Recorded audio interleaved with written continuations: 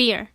Google defines fear as an unpleasant emotion caused by the belief that someone or something is dangerous, likely to cause pain, or a threat.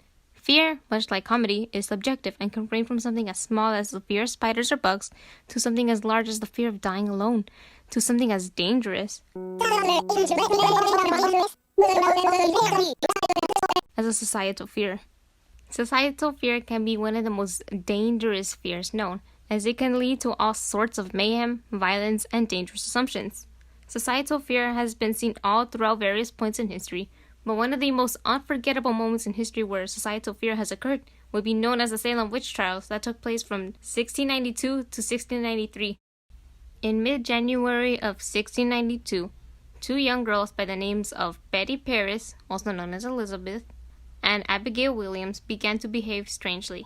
Their bodies would shift into odd positions, they'd make weird noises, and they'd often react as if they were being physically hurt. A local doctor known as William Griggs had gone on to check up on the two girls and had diagnosed them with bewitchment. Soon after, many other young girls had begun to experience similar symptoms to that of Betty and Abigail.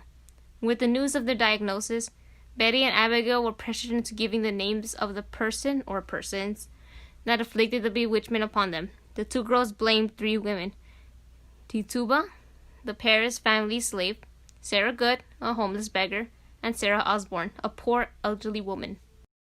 The three women were taken to Salem's civil officer and were interrogated for days.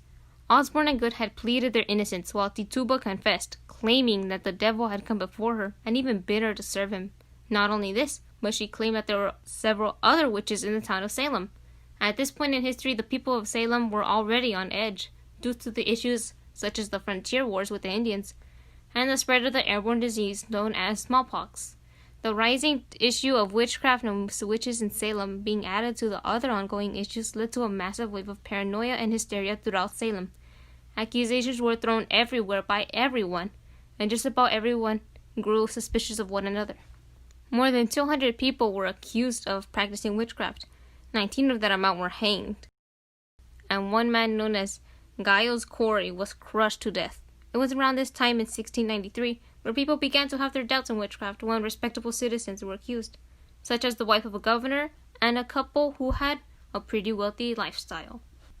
This brings us to today and our issue with COVID-19. For this part of the video, I will assume that you, the audience, are already aware of what COVID-19 or the coronavirus is.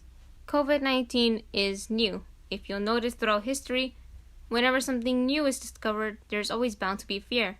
COVID-19 is no different. However, since this is a new virus, the fear is worse than what it was in the 1950s, when polio had become one of the most serious diseases in children in the United States. Aside from being a threat to our health and our toilet paper stock, COVID-19 is bringing the hysteria out from some of us. We know that COVID first appeared in Wuhan, a city in China, and because of that information, some people have taken that piece of information and used it to their advantage as a way to stereotype China as a whole and to be discriminatory of others because of their race. Yes, lots of us are scared for our loved ones, our health, our future, our birthdays, you name it. But panic stalking on instant ramen noodles, bread, Flintstone vitamin gummies, baby wipes, toilet paper, and accusing agents of having the coronavirus and then proceeding to punch them is too far. Yes, you should be worried about your health and watch out for yourself, but doing such doesn't give you the right to be such a jerk. My solution to this? Stay calm and keep reminding yourself that we'll all get through this. But don't be too careless, of course. Just stay home, don't buy stuff you don't need, and don't be rude. Instead, you could pick up new hobbies, work on whatever million overdue assignments you may have, play games with friends, make memes, crop your reaction images, and just try your best to keep healthy both physically and mentally.